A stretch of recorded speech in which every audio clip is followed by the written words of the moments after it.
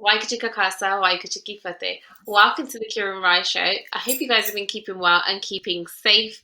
वैसे ਤਾਂ ਹਰ ਹਫਤੇ ਕੁਛ ਨਾ ਕੋਈ ਗੱਲਬਾਤ ਜਾਂ ਗੱਪਸ਼ਪ ਲੈ ਕੇ ਆਈ ਦੀ ਆ ਪਰ ਇਸ ਹਫਤੇ ਵੀ ਅਸੀਂ ਤੁਹਾਡੇ ਨਾਲ ਹਨਾ ਇੱਕ ਸਪੈਸ਼ਲ ਜਿਹਾ ਗੈਸਟ ਲੈ ਕੇ ਆਏ ਹਾਂ ਜੋ ਪਿਛਲੇ ਹਫਤੇ ਸਾਡੇ ਸ਼ੋਅ ਤੇ ਸੀ Yes, Nikki Mom, we brought her back to the show, and I'm personally really excited to speak to her because I've been following her since I was young, and मैं ਜਦੋਂ ਪੜ੍ਹਦੀ ਹੁੰਦੀ ਸੀ ਕਾਲਜ ਜਾਂਦੀ ਹੁੰਦੀ ਸੀਗੀ ਉਹ ਮੈਂ ਜਾਂਦੀ ਉਹਨੂੰ ਫੋਲੋ ਕਰਦੀ ਹਾਂ social media ਤੇ and seeing her hobby grow and blossom into what it is a full-time blown business now is amazing and it's inspirational to us youngsters to ਕੁੜੀਆਂ ਜਿਹੜੇ ਵੱਡੇ ਹੋ ਕੇ ਆਪਣਾ ਬਿਜ਼ਨਸ ਖੋਲਣਾ ਚਾਹੁੰਦੇ ਆ ਕਾਫੀ ਕੁਝ ਸੀਖ ਮਿਲਦੀ ਆ ਉਹਨਾਂ ਨਾਲ ਗੱਲ ਕਰਦਿਆਂ ਤੇ ਵੀ so welcome back on the show, Nikki.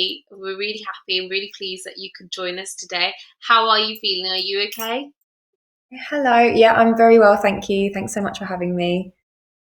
So we were talking about last week about your, when you set your business up and how your journey kind of started and how it's blossomed into a full-time business. When you first started, we did touch base about your family. Was it kind of hard to kind of persuade? You said you didn't want to tell them so much about what was going on until you weren't ready, and Mhm. it was one of your challenges was that trying to get people to take you seriously. But coming from an Indian culture and an Indian family and being a girl itself, was it quite Mm. hard for your family to come around to kind of persuade them that this is actually what I want to do full time going forward? Did they kind of think, wait, you've done your studies, you've done a degree, why do you want to do this? Why don't you follow something else? Why don't did you get all those questions and things like that? Was it hard to persuade them? Yes, I think so. It was something that even when I was doing my A levels, I wanted to do art. I was always a creative person. I did do well across the board, but I always just thoroughly enjoyed being creative. And I think for me, I was always trying to work out how I can monetize that going forward because um, I realized that that's very important as well. So when I was choosing my A levels, my degree, everything like that, it was still relevant then as well. My family would be like, "Are you sure that's the right move?" But generally, with a air of pure support, which has been, I'm very lucky in that sense. But with the business, I think for me, where I am the youngest girl, um, I've got two older brothers, so I'm the youngest in the family, and generally, because of that, you get taken less seriously with anything you say and do because you're always the baby. Mm. So when I wanted to start this and when I set up my logo and created the website and everything, I didn't tell a soul. Like I just was really private. I did it in my bedroom and on my computer, and I just was working out things and seeing how I could go forward with it if I did decide to actually launch something. So I set up the foundations without any outside opinion, which for me made things so much easier. I didn't have to get approval from anybody. I didn't have to worry about anyone's opinions or doubts about me as a person. So then I was able to maintain my self confidence in the initial stages. I think sometimes when you welcome in too many opinions at such a tender stage of your business, you end up doubting yourself, and then more often than not, you probably wouldn't go through with it. So the privacy aspect was very helpful for me. But funnily enough, when I did want to pitch the idea to my family, I actually got everyone round and I did a presentation on my TV. And it was such like a formal occasion with like everyone found it quite funny, which was sweet at the time. They're only being supportive, but I really wanted to be taken seriously. So I did this whole presentation, and the first slide I laid out some rules, and I said, "Okay, questions at the end. Please listen all the way through," or something like that. And then no laughing was on my first slide, and then I accidentally pressed the wrong button, and it straight away went to the last slide and went, "Thank you for listening." So I accidentally missed the whole presentation. My family were in hysterics. So that was how that went. So obviously just being taken seriously was a bit difficult as the young baby of the family. But I still just enjoyed it. I enjoyed like presenting this to them, and I think because I had confidence in it, everyone else started to. Mm. Yeah, I think that's important. So privacy, and just some self-confidence, and anybody that you know is quite a pessimistic person and might put doubt in your head, you might want to not get them involved at the early stages, but just because it's such a sensitive time Mm. when you're thinking of ideas and stuff. But yeah, I think you obviously have to take into account people that are being supportive and realistic, because that is also very important, because people are just looking out for you, but and also just weigh that up with what you can achieve as a Mm. person. So yeah. And even at the time, did you ever, when you first started your like journey, were there ever times when you self-doubted yourself about your journey or about certain areas or anything like that? How did you overcome those? Yeah, it's actually something I have to continuously battle against, because self doubt hinders most of my growth quite often. And I think where I've been on social media for as long as I have, about 8 years or so, I think the trolling does start to resonate with you, and you almost start to believe certain things people say about you. So it does genuinely plant seeds of doubt in your head, which is sad because I didn't have any of those insecurities or concerns when I was younger. But it's happened from being so open and public on social media. People have wanted to bring me down a peg because, say, they see me doing well. I'm almost battling with self doubt more now at the age of 29 than I ever did in my early 20s. And I think it's just from dealing with so many people's opinions throughout that time, and then also just general responsibilities that build up as you get older. So there's more pressure on your earnings, all that sort of thing as well. So yeah, it's a constant battle, and it's something that's definitely more relevant to me now.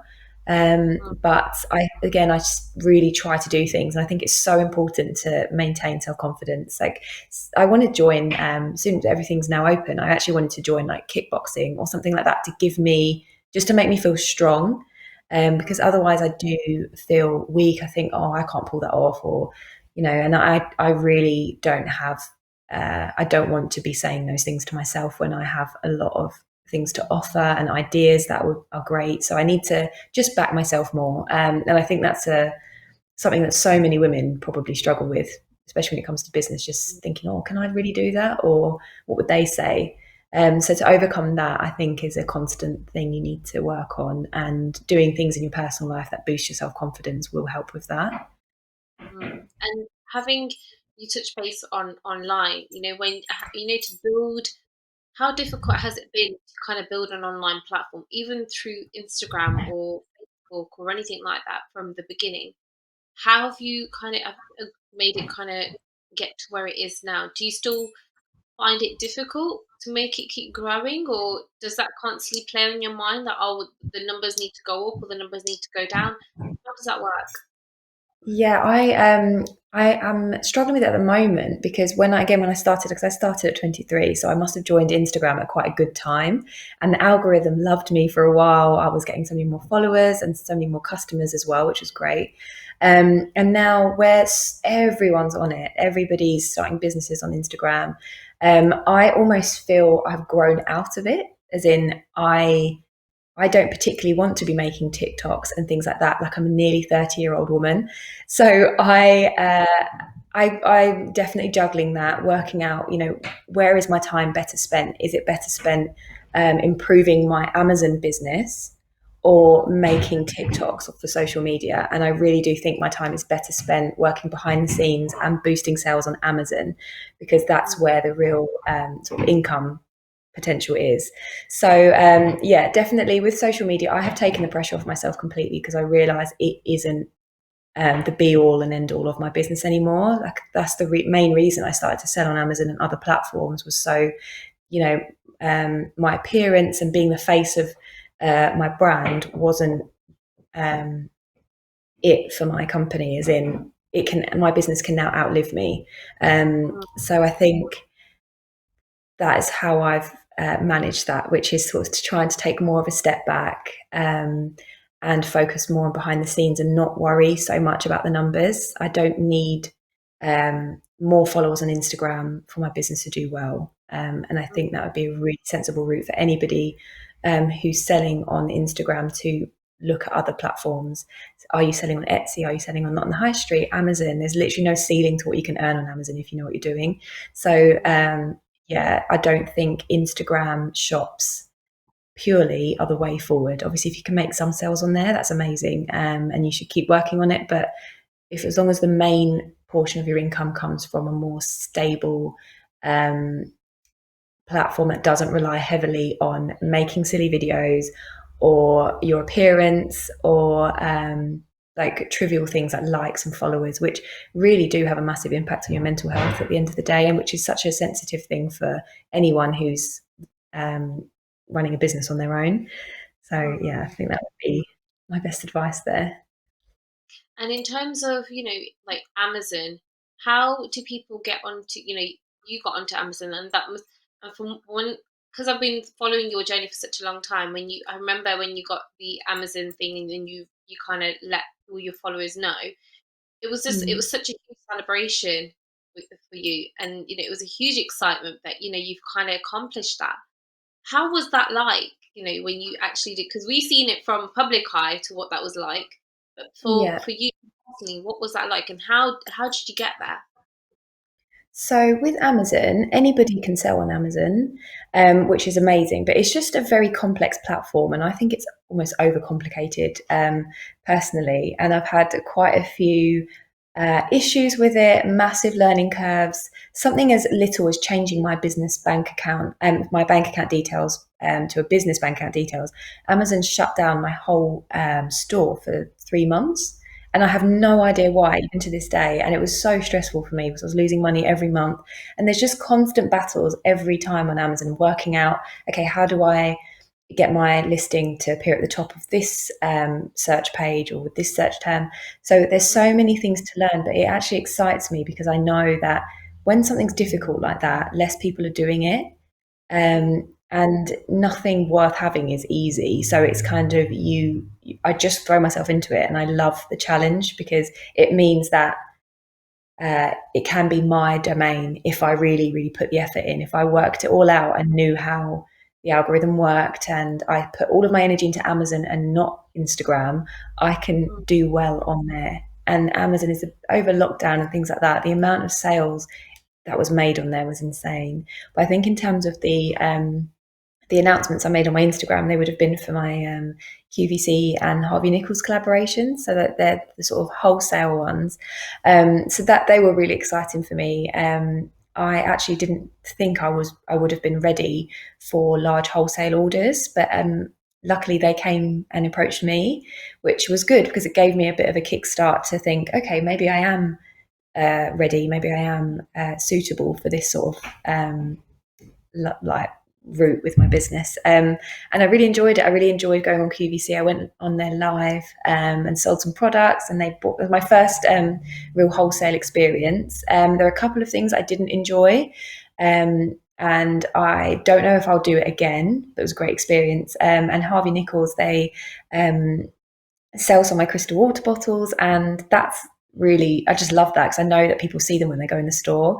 mm, But in terms of actual business, I personally think time is still better spent on Amazon than mm, anywhere else, and that includes big wholesale orders, that includes Instagram and social media. I do really think the way forward is to establish a brand and learn how to sell and do well on Amazon.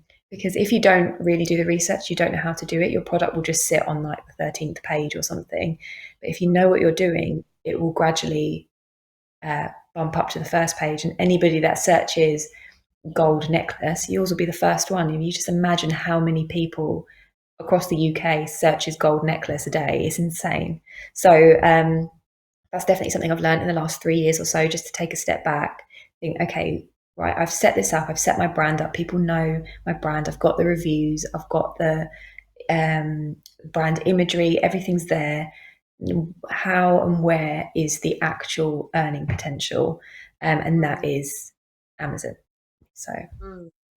And in terms of, do you think if it wasn't for, if it wasn't for let's say Instagram, if it wasn't for Instagram, do you think that you know you would kind of do what you were doing now? Because if it wasn't for people watching what you were doing or following, it wouldn't you wouldn't have what you have now. You think it was important then, but do you think it's also important now to keep that kind of going? Because if you don't have Instagram, people kind of almost kind of unplug from you, don't they? Because they don't know what's really Yeah. going on. That's a really good point. I think the reason why I thought I could sell products was because I had a following on my Instagram years ago anyway, which made me think, oh, I have people trust me, people trust my taste. And then because of that, then I started to trust my own taste. And that's why what gave me the confidence to start making products. So the fact that I had followers anyway, the people that followed me for beauty and fashion stuff when I was in my early 20s, they were the ones that the first people to buy my products. And that was when I realized it was working. So I do think Instagram's got a massive, has had a massive impact on the reason why I started my business. Um, Yeah. and if you were to start a business now, it's definitely important to be on Instagram, but where it's much more difficult to stand out on there, I do think, again, have a look at ways you can earn outside of social media. Of course, if you're great at social media and you're doing well on there, that's really good. Obviously, it's an incredibly powerful platform, but I just think it will take the pressure off you a lot of the time just because of the type of content that Instagram wants you to churn out. Um, I sometimes think that time is better spent learning about complicated platforms like Etsy, Amazon, eBay, things like that, where the whole world is your oyster, not just the people that follow you. Hmm. And in terms of your brand, your actual brand name, Nikita by Niki, it kind of it's you basically, isn't it? When people kind of Yeah. say Nikita by Niki, we all the first thing we think of is Nikki, like So where did you kind of get that idea, of, like your name? Did you have other names for your brand or like for your company, or was this was the first one that came into your head and you're like, right, this is what I want? Yeah, no, that is a good question. I was just so young when I thought of it, and I haven't really looked back since. I haven't thought about changing it or anything. But I think my name Nikita. I've always been known as Nikki growing up. I never used the name Nikita when I was younger. Even my teachers called me Nikki. My family, and I think Nikita I always thought was a really nice brand name. And I remember when I went on a trip to India when I was younger, I saw a shop name and it had a sign that said Nikita, and I thought, oh my god, that's my name. I could have my own shop. Um, and that really excited me. And I think I just realised that the reason why my parents gave me a longer name and a shorter name was so if I ever did anything important, I have a more formal name. And I thought that would be lovely. And I actually just wanted to call it Nikita. But in terms of getting the domain and trademarks and things like that, it made sense to have a longer one. And then again, it's my brand, but it's by me, Niki. So I guess that was the sort of thought process behind it. But not too much thought went into it. I think it was just because I always thought I would have a shop one day, based on that store I saw when I was little. And I always thought Nikita would make a nice brand name, and I've never seen it before. Um, Mm. so And in terms of when you were growing up, as a kid, what was it that you wanted to do? Was this the thing that you wanted to do when you were a kid? If you're a 5, 6 year old now, mm. what would you tell a 5, 6 year old that this is what you wanted to do, or was it something else that you wanted to do at the time? That's a good question. I'm actually going to have to think about it. I think when I was younger, I did love playing shops with my cousins and everything. I think that was one of my favourite childhood games. And I loved the idea of having a store. I just didn't know if it was ever possible for me. Just because when you're young, I think personally at 17, you're just too young to pick the courses that will then determine the rest of your life. So I think I had always liked the idea of having my own little shop. But then where I was creative, I thought maybe I would be good at like animation, working for DreamWorks, Pixar, those sorts of places. I toyed with so many different ideas, and I think that's what the difficulty is when you are a more creative person, in an Indian household, you don't necessarily know where to channel that creativity, and you often sort of end up within the box of doctor, dentist, or something sensible with security and everything like that. So I'm lucky that I was able to channel the creativity into my business idea. But I think a shop was something I'd always had in the back of my mind.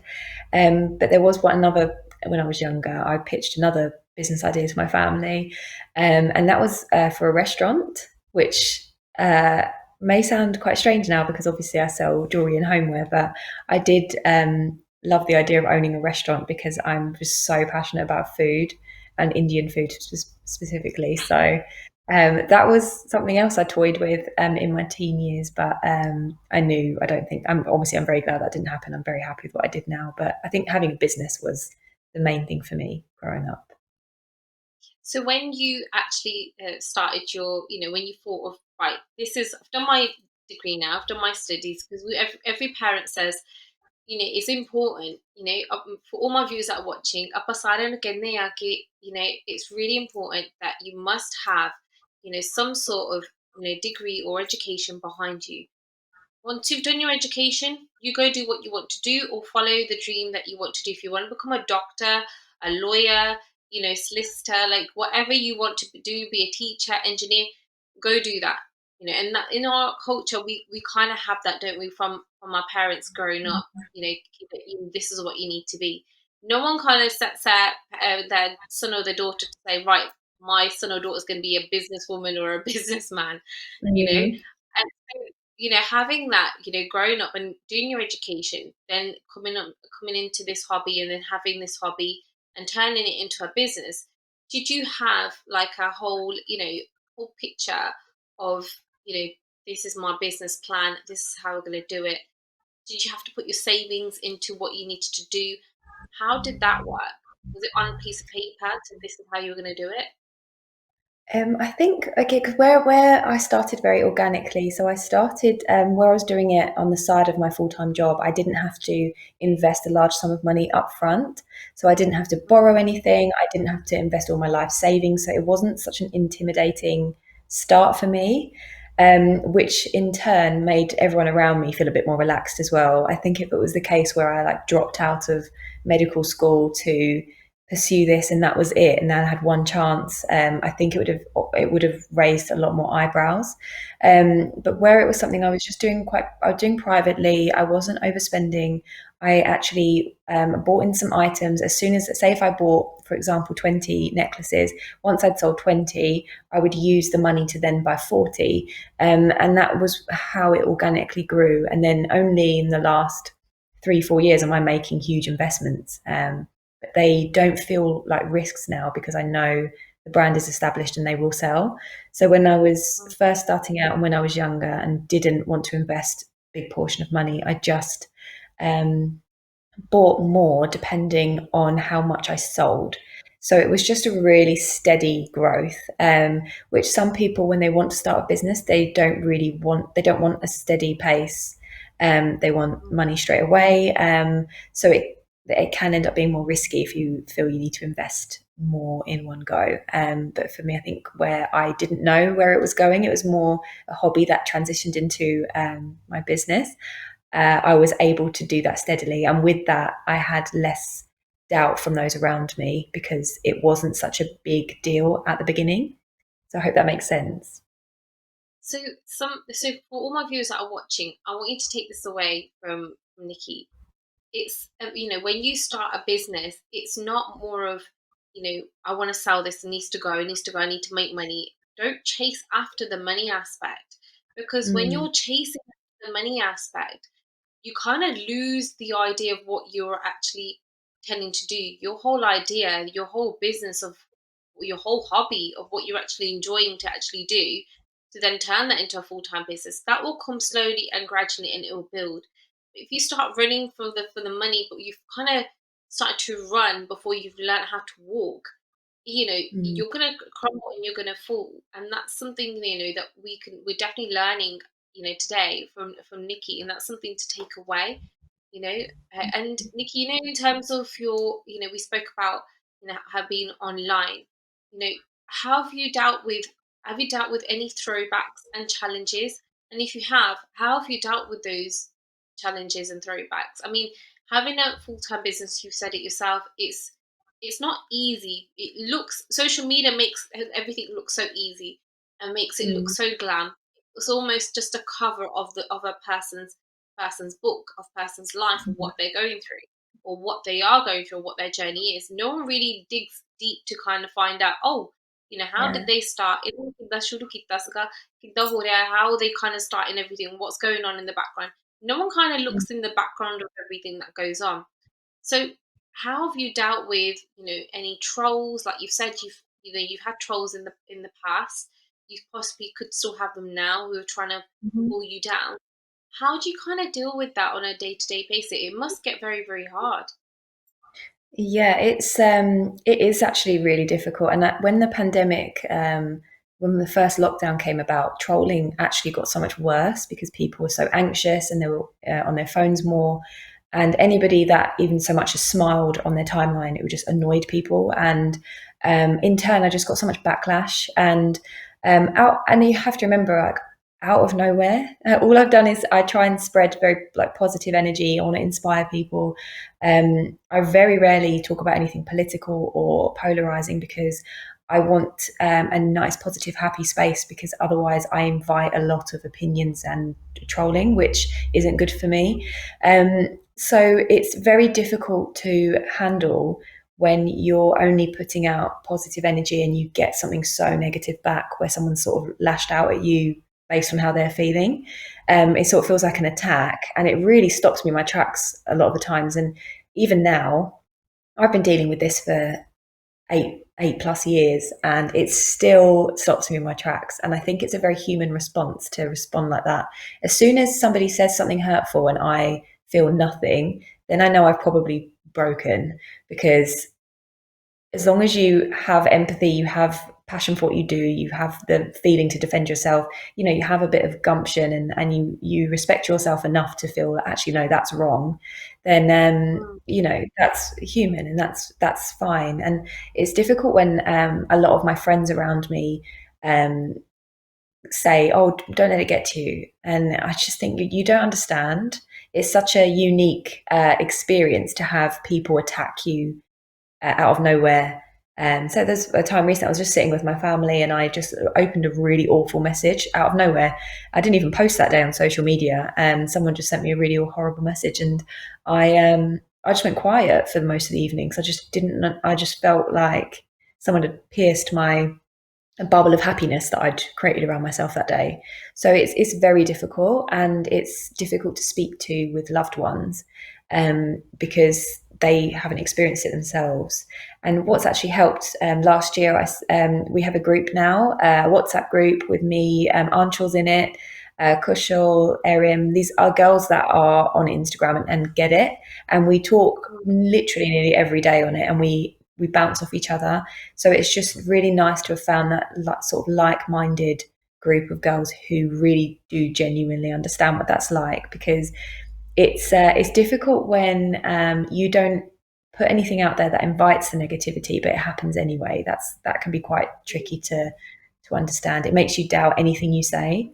Um, mm, so 100% the worst thing about what I do and putting myself out there on social media is the sort of the territory where everyone thinks they can say whatever they want to you, when really that will always be inappropriate and unkind. And uh, I don't think that that's ever okay to do to someone, especially someone you don't know. It's just, I've always, yeah, definitely up and down with that one, even now. So it's difficult to uh, sort of manage on a day to day, but it's really helped with having the girls and talk to them about it as well. So, and that brings us to an end, to the end of our show today. And thank you, Nikki, for actually coming on to the show and talking to us about your business. And for everyone that's watching, I want you to take something away from this today. कि ਜਿਹੜਾ business ਹੁੰਦਾ ਆ ਉਹ ਇੰਨਾ ਸੌਖਾ ਨਹੀਂ ਹੁੰਦਾ ਹੈਗਾ ਕਿ business ਯੂ ਇਦਾਂ start ਕਰ ਲਈਏ ਉਹਨੂੰ time ਲੱਗਦਾ ਆ and even whether you start it online ਜਿੱਦਾਂ generation change ਹੋ ਰਹੀ ਆ time ਬਦਲ ਰਹੇ ਨੇ you know ਜਿੱਦਾਂ ਜਿੱਦਾਂ ਸਾਰਾ ਕੁਝ ਬਦਲੀ ਜਾਂਦਾ ਹੈ time change ਹੋਈ ਜਾਂਦਾ ਹੈ it's not easy to kind of do it, but holi holi karungi, you will do it. But also, don't expect the best out of everything.